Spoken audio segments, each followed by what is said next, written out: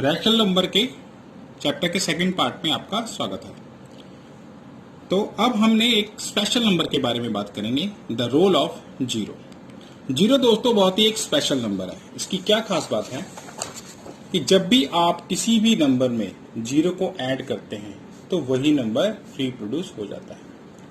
ठीक है, मतलब मैंने 5 में जीरो ऐड किया तो मेरा आंसर 5 ही आता है। ठीक है, तो जीरो को, ऐसे नंबर्स को हम कहते हैं एडिटिव आइडेंटिटी। तो zero is called additive identity, मतलब कि जीरो को अगर हम किसी भी नंबर में ऐड करेंगे तो वही नंबर रिप्रोड्यूस हो जाएगा, चाहे वो होल नंबर हो, चाहे वो इंटीजर हो, चाहे वो रैशनल नंबर। तो zero is called additive identity. इसी प्रकार से आपका जो 1 है वो भी एक स्पेशल नंबर है। ठीक है, उसकी स्पेशलिटी क्या है कि आप किसी भी नंबर को 1 से मल्टीप्लाई करेंगे तो वही नंबर रिप्रोड्यूस हो जाएगा। अब मैं किसी भी, चाहे मेरा ये नेचुरल नंबर हो, चाहे ये मेरा होल नंबर हो, चाहे ये मेरा इंटीजर हो, चाहे ये मेरा रैशनल नंबर, अगर मैं उसको 1 से मल्टीप्लाई करूं तो मेरा वही नंबर रिप्रोड्यूस हो जाएगा। जैसे 5/7 multiply by 1 is 5/7। So 1 is called multiplicative identity. ध्यान दीजिए, 1 इज कॉल्ड मल्टीप्लीकेटिव आइडेंटिटी। अभी मैंने आपको बताया जीरो के बारे में। जीरो क्या होता है दोस्तों? Additive identity. क्लियर? उसके बाद हमारे पास नेक्स्ट डेफिनेशन आती है negative of A number. Negative of A number, अब ये क्या चीज है? मान लो कोई भी नंबर है मेरे पास ए, ठीक है, उसके आगे अगर मैं माइनस लगा दूं तो वो उसका नेगेटिव ऑफ ए नंबर होता है। तो जैसे 5 है तो 5 का नेगेटिव हो गया -5। पर इसकी डेफिनेशन क्या है? डेफिनेशन ये है कि मान लो मेरे पास एक नंबर ए है, नेगेटिव ऑफ ए नंबर, मैंने उसमें कुछ ऐड किया, बी इज नेगेटिव ऑफ ए, तो मेरा क्या आना चाहिए? 0 आना चाहिए। मतलब ऐसे इस नंबर में मैं एक ऐसा नंबर ऐड करूं ताकि मेरा 0 आए। तो आपको पता है जब मैं ए को उठाकर उस तरफ ले जाऊंगा तो बी मेरा कितना आएगा दोस्तों? -1। इसका मतलब क्या हुआ कि मैं अगर ए में -a को ऐड करूं तो मेरा 0 प्रोड्यूस होता है। तो ये डेफिनेशन है नेगेटिव ऑफ ए नंबर की, कि ऐसा नंबर जिसको उसी नंबर में ऐड किया जाए, अगर 0 आता है तो इस नंबर को हम नेगेटिव ऑफ दिस नंबर बोलते हैं। तो b हमारा नेगेटिव ऑफ ए नंबर क्यों है दोस्तों? क्योंकि मैंने a में b को ऐड किया तो मेरा 0 आया। अब b की वैल्यू फिगर आउट करने के बाद कितनी आती है? -1। तो a में अगर मैं -a को ऐड करूंगा तो मेरा 0 आएगा। इस डेफिनेशन के हिसाब से -a is the negative of a। अब जैसे 2/3 है हमारे पास, तो 2/3 का नेगेटिव ऑफ ए नंबर क्या होगा दोस्तों? -2/3। क्यों होगा? क्योंकि देखो 3 और 3 का मैं एलसीएम लूंगा तो 3 आएगा, 3 को 3 से डिवाइड करूंगा तो 1 आएगा, 1 को 2 से मल्टीप्लाई किया तो 2, ठीक है, 3 को 3 से डिवाइड करेंगे तो 1 आएगा, 1 को -2 से मल्टीप्लाई करूंगा तो -2। अब जैसे ही मैं इस ब्रैकेट को हटाऊंगा तो ये 2 -2 बनेगा और सॉल्व करके 0 आए। अब हम डेफिनेशन के हिसाब से, क्योंकि मैंने इस नंबर में इस नंबर को ऐड किया तो ये इसका नेगेटिव है। अच्छा, ये इसका नेगेटिव है और ये इसका नेगेटिव है, ध्यान रखना। यहाँ पे ए बी का नेगेटिव है और बी ए का नेगेटिव है, ये एक दूसरे के नेगेटिव है। ठीक? उसके बाद नेक्स्ट डेफिनेशन आपको आती है रेसिप्रोकल की या मल्टीप्लिकेटिव आइडेंटिटी की। रेसिप्रोकल क्या होता है या मल्टीप्लिकेटिव इनवर्स क्या होता है, इसके बारे में मैं आपको समझाने देता हूं। अब यहाँ पे देखिए, मान लो मेरे पास एक नंबर a/b है, ठीक है, तो मुझे एक ऐसा नंबर बताइए जिसको मैं a/b से मल्टीप्लाई करूं ताकि मेरा 1 आ जाए। अगर किसी नंबर को किसी नंबर से मल्टीप्लाई करके 1 आता है तो ये वाला जो नंबर है इसको हम कहते हैं ये इसका मल्टीप्लिकेटिव इनवर्स है। क्लियर? अच्छा, मैं यहाँ पे फिगर आउट करूं तो क्या आएगा? c/d दोस्तों। अगर आपको पता है b ऊपर चला जाता है उस तरफ और a नीचे चला जाता है, तो c/d क्या है? b/a। फॉर एग्जाम्पल 5/7 का मल्टीप्लिकेटिव इनवर्स हमें फाइंड आउट करना है, ठीक है, तो 5/7 का उल्टा कर दो आप, 7/5 is the multiplicative inverse of 5/7। अच्छा, ये इसका मल्टीप्लिकेटिव इनवर्स है और ये इसका, ये आपस में एक दूसरे के मल्टीप्लिकेटिव इनवर्स होते हैं। कंडीशन आपकी है दोस्तों कि आपको इनको मल्टीप्लाई करके 1 आना चाहिए। अगर 1 आ रहा है तो मल्टीप्लिकेटिव इनवर्स है। अब मुझे आप क्या ऐसा नंबर बता सकते हैं जिसका मल्टीप्लिकेटिव इनवर्स होता नहीं है? बिल्कुल सही, 0। जीरो को आप किसी भी नंबर से मल्टीप्लाई करो दोस्तों, कभी भी 1 नहीं आएगा। तो zero has no multiplicative inverse, या जीरो का रेसिप्रोकल मैथ में एग्जिस्ट नहीं करता। ध्यान रखना, zero does not have any multiplicative inverse, या जीरो का मल्टीप्लिकेटिव इनवर्स या रेसिप्रोकल एग्जिस्ट नहीं करता। उसके बाद एक नेक्स्ट प्रॉपर्टी है distributive of multiplication over addition.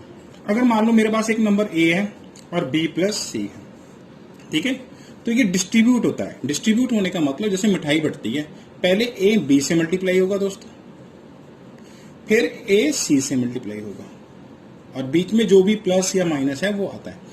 इस प्रॉपर्टी को हम कहते हैं डिस्ट्रीब्यूटिव ओवर एडिशन। तो मल्टीप्लिकेशन डिस्ट्रीब्यूट हो रही है, यानी पहले ये इससे मल्टीप्लाई होगा। ऐसा नहीं करना कि आपने इस ब्रैकेट को ओपन करना है तो बी से तो मिला दिया, सी से मिला नहीं।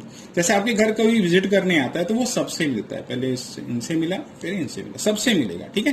तो इसे हम कहते हैं मल्टीप्लिकेशन जो है वो डिस्ट्रीब्यूट हो रही है एडिशन के ऊपर।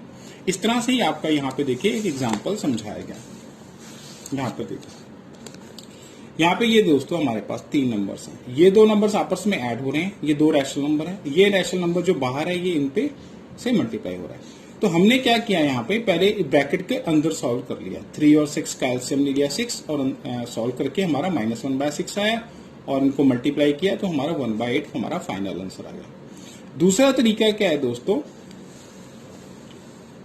यहाँ पे पहले आप इन दोनों को मल्टीप्लाई कर लीजिए और फिर आप इसको इससे मल्टीप्लाई कर लीजिए, तो वो भी हमने करके यहाँ पे देखा, यानी कि हमने डिस्ट्रीब्यूशन प्रॉपर्टी लगा दी।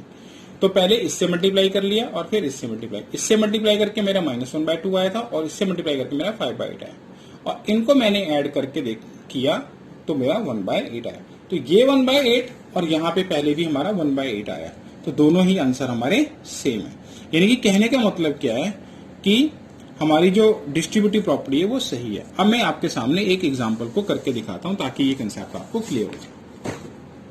ये आपका एक क्वेश्चन है बच्चे, जो ट्राई दीज में फर्स्ट क्वेश्चन है। अब इसको हमें सॉल्व करना है और डिस्ट्रीब्यूटिव प्रॉपर्टी को इस्तेमाल करना है। पहले मैं डिस्ट्रीब्यूटिव प्रॉपर्टीज को ऊपर लिख देता हूँ आपके पास। वो होता है a into B plus C is equal to A B plus A C, यानी कि कोई एक ऐसी चीज है जो दोनों तरफ कॉमन होगी। तो इसमें आपको क्या दिख रहा है कॉमन, ये कॉमन 7/5 इस तरफ भी है और इस तरफ भी, ये इससे मल्टीप्लाई हो रहा है, बीच में एडिशन है, और 7/5 इससे। तो हम क्या करेंगे, यूजिंग डिस्ट्रीब्यूटिव प्रॉपर्टी,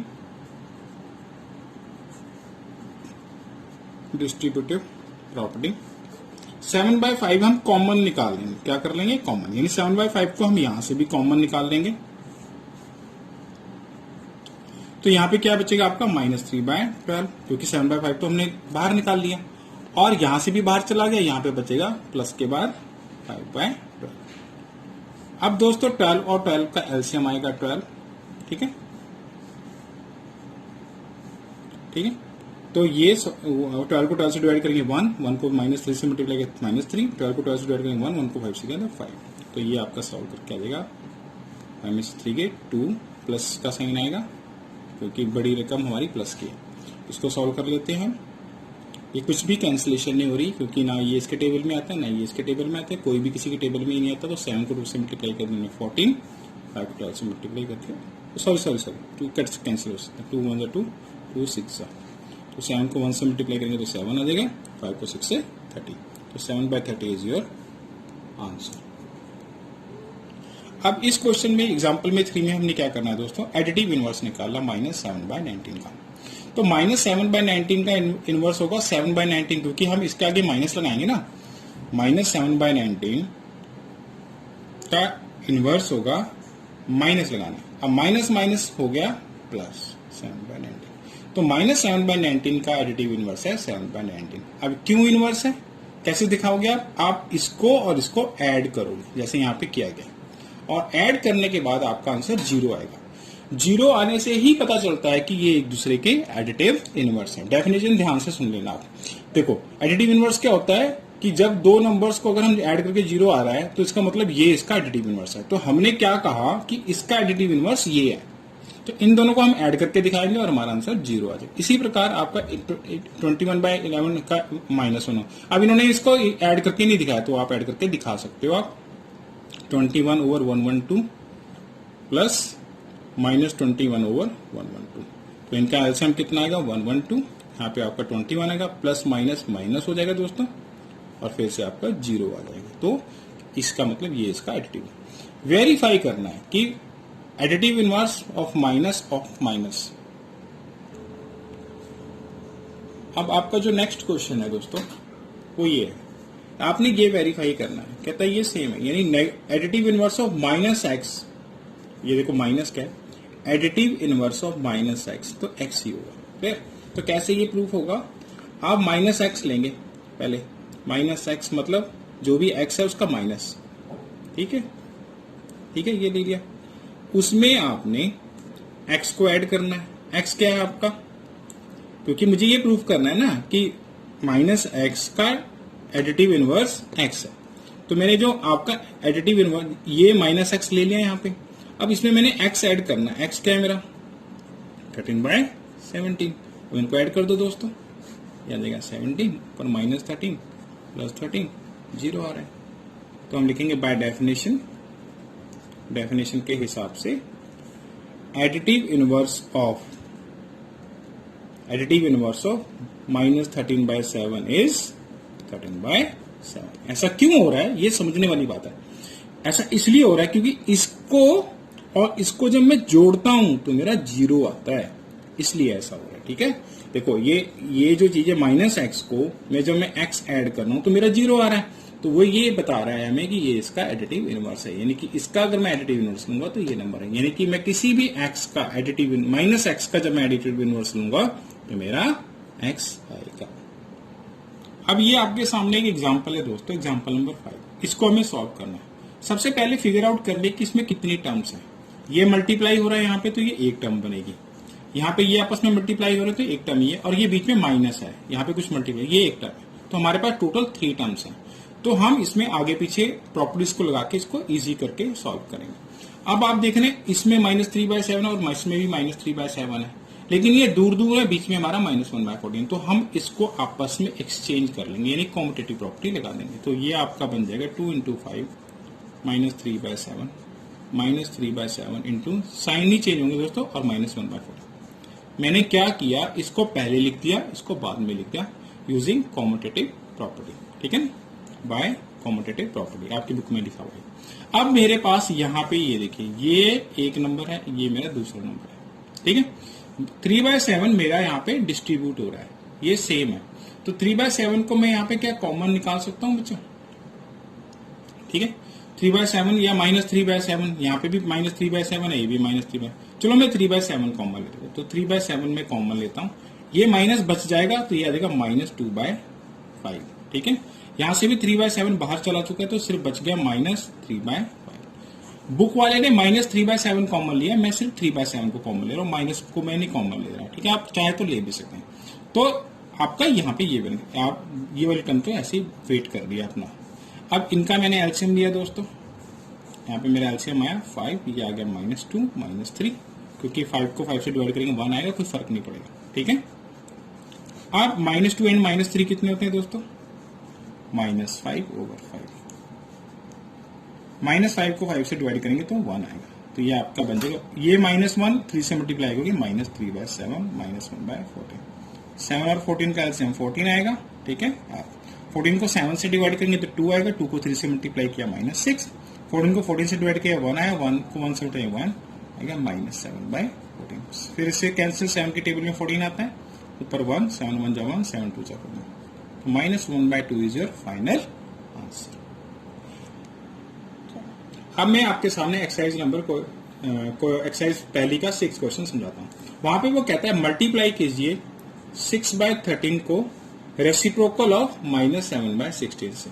दोस्तों पहले इसका रेसिप्रोकल लेंगे, इसका रेसिप्रोकल मतलब इसका उल्टा कर देना आपने, 16/7 माइनस ऊपर ही रहेगा, तो 6/13 को मल्टीप्लाई कर देना आपने -16/7 से, और सॉल्व करके आपका आंसर फिगर आउट हो जाएगा। यहाँ पे multiply 6/13 by the reciprocal of -7/16। तो याद रखना, मल्टीप्लाई करने से पहले आपने -7/16 का रेसिप्रोकल कर देना और फिर उनको मल्टीप्लाई करेंगे, तो 6 को 16 से करेंगे तो -96 आ जाएगा, 13 को 17 से करेंगे तो 91, तो ये आपका आंसर है। यहाँ पे कुछ कैंसिलेशन पॉसिबल नहीं है। अब मैं आपके सामने कुछ और क्वेश्चन भी डिस्कस कर लेता हूँ जो आपकी बुक में दे रखे हैं।